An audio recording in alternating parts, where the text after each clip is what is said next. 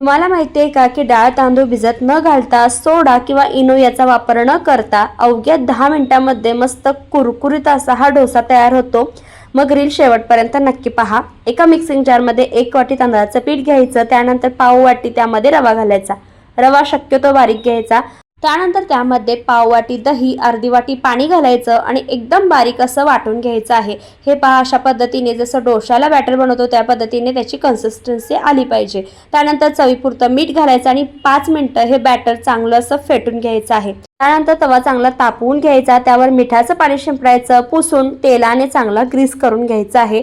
त्यानंतर हे जे मिश्रण आहे पसरवून घ्यायचं। सुरुवातीला गॅस लो ठेवायचा, त्यानंतर हाय फ्लेमवर डोसा चांगला कुरकुरीत होईपर्यंत भाजून घ्यायचा आहे। तेल, तूप, बटर तुम्ही लावू शकता। अवघ्या 10 मिनिटांमध्ये झटपट होणारा कुरकुरीत असा आपला इथे डोसा तयार आहे। चटणी सोबत खाऊ शकता, बटाट्याच्या भाजी सोबत खाऊ शकता। मग वाट कसली पाहताय? अशाच नवनवीन रेसिपींसाठी पटकन फॉलो करा आणि लाईक करायला विसरू नका।